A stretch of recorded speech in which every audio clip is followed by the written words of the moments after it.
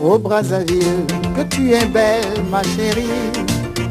Je t'aimerai toute ma vie au Brazzaville. En saison sèche, tu es grise. Nenga méchant, méchant, méchant, méchant. Toza na méchant makasi, méchant eza ya nyama. Méchant eza ya nyama kosakana te. Banani balingi kosunga mokonzi ya mboka te. Nakopesa bino lelo te. Nakopesa bino ka mokongo, nakotala bino te. Nakopesa bino mokongo parce que bolingi kosunga mokonzi ya mboka te.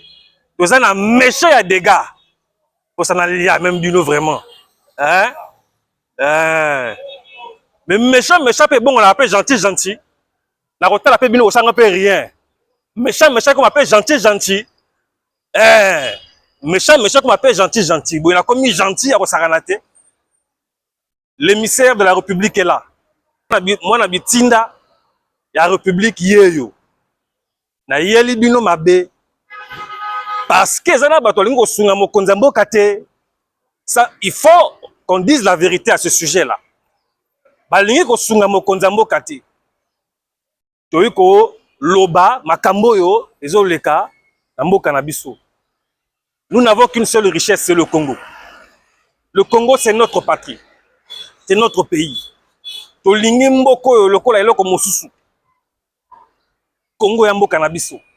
Richesse na biso ya Congo ya bakoko na biso batikela biso ya Congo. O mokonzi mboka nuit jour azo bunda pour na Congo pour kimia ezala. Congolais ezala bien. Santé kitoko. Mais tu comprends que na simawana na bato ba balokola mokonzi mboka balingi te asala ba œuvre na ye. Toyeli bango méchant kosakana te, bokozwa fimbo kosakana te. To bana ko chicoter ke bino moko na moko. L'émissaire de la République est là. Madame, messieurs, merci. Bonjour à tous qui nous suivent. Nous sommes ici à l'arrondissement numéro 1, Makele-Kele. Et pas Brazza et Banda. Brazza et Banda, on a Makele-Kele. On vient montrer ce qui se passe. Beaucoup de témoignages à bateau. Vivre la réalité critique. Je tiens à dire merci à l'émissaire de la République, PM, de m'avoir donné cette opportunité de m'exprimer au niveau de cette situation que nous faisons face ici à la montagne 7, précisément au gros caniveau de Zang-Javangobé. Vraiment, je suis un peu découragée au niveau de la situation que nous faisons face. Et de sur quoi nous avons aussi des boutiques ici. L'odeur vraiment nauséabonde, ça ne nous arrange pas. Ça ne nous rend pas service. Regardez, même les voitures, la circulation est maintenant médiocre.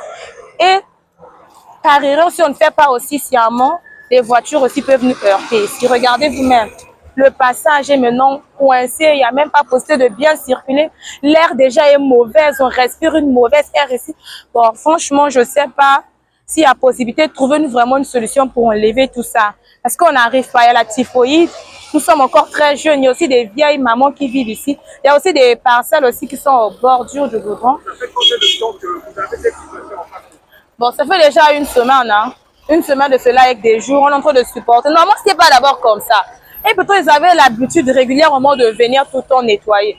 Mais cette fois-ci, je ne sais pas qu'est-ce qui leur a pris. Ils ont pris vraiment du temps et la situation s'est vraiment aggravée.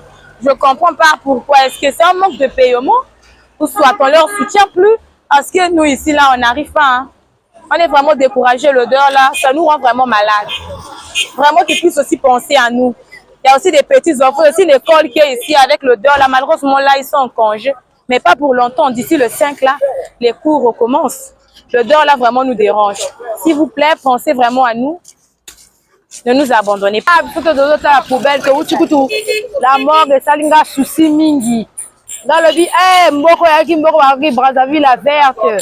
Et comme Brazzaville la saleté, vraiment nazo kamane nazo mona kaka lelo na moni comme na koma koto kala na moni ngalo bi eh et comme ne boye vraiment bataille l'option du kaba poubelle oh vraiment ba longola ngo vraiment comme vraiment mawa mingi.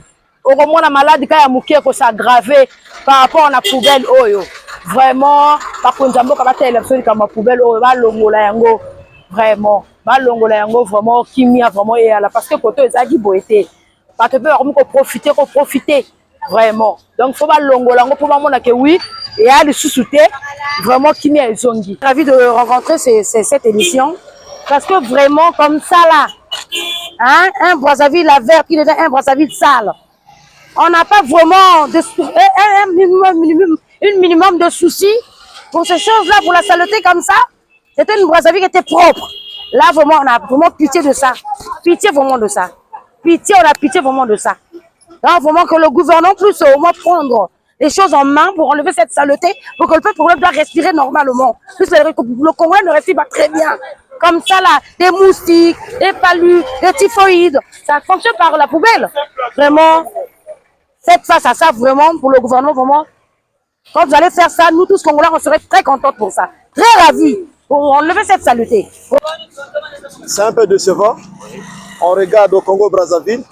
On parlait mal de la Verda. Pas de mal de la Verda. Mais soit disant c'est Abraham comme Abraham. Mais ça ne marche pas. Ça ne marche pas. À bientôt la fin de l'année. Je sais pas, c'est normal. Il y a des gens qui vivent de l'autre côté, ailleurs, ici. Donc il y a de la saleté. C'est pas normal vraiment. C'est un peu décevant. L'émissaire de la République, faut côté la biso na mokonzamboka, obetele koko. Ata la biso moda paso tozomona awa na makele. Poubelle etondi.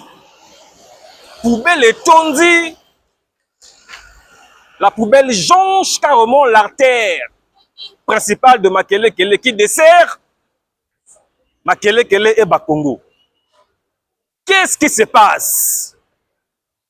Qu'est-ce qui se passe? C'est la question qu'on se pose.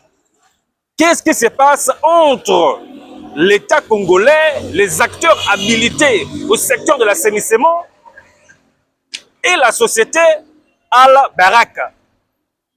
Qu'est-ce qui se passe? Congolais lingoye ba makambutu ezoleka na mboka oyo nini ezoleka ya malonga.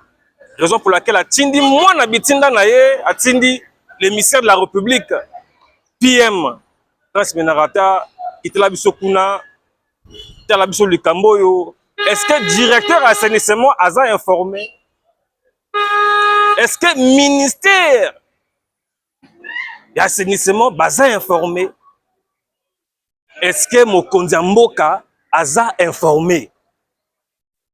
Mission na biso toyeli ya wana. Toyeli pona ko dénicher bisika nyoso ozotambola te afin que nous trouvions des mesures correctives afin que makambo etambola kitoko Congolais na kimia na mboka na ye à respirer, à circuler normalement dit.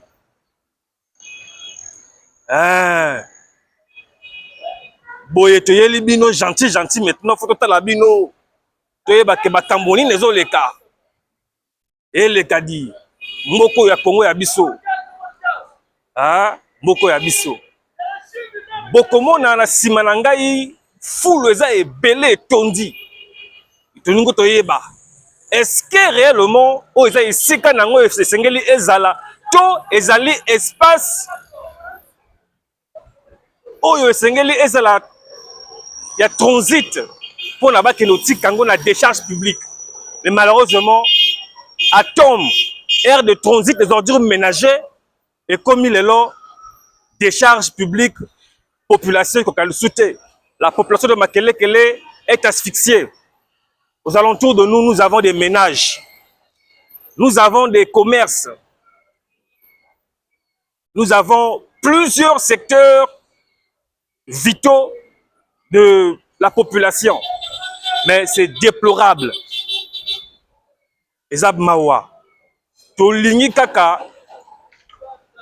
Bakonza mboka. Batela biso likamboyo. Poubelle, c'est déjà pratiquement une semaine et demie. Auto que na 2 semaines et fandiawa. Solution exacte. Tolobi tin. Population lobby tin. Et aussi matin faut que l'émissaire de la République, Prince Menarata, Akita, a dû sur la image yo. Alors, na mokonza mboka aza au courant. Il n'est pas au courant. Photocode à tomber télé koko bamona nini esalema awa na arrondissement numéro 1 Makele esika Brazzaville et Bandadi. Population, moi l'habitude na bino yango yo minga koloba te à Konzamboka, au tel déjà, il y a Simawana, ça la biso bien te, bah fête yangoyo, to lingité, to fêté, après to tomber sous malade, to lingité. 2026, ils ont année, oyo, ils ont inscrit l'agenda mo Konzamboka, année moko fatidique. Donc 2026, ils ont année moko, oyo, assainissement foye banda, depuis na motudi. Si na bisika to fanda, photos à la Sénidi. Minga Rolobati. Donc voilà l'émissaire de la République.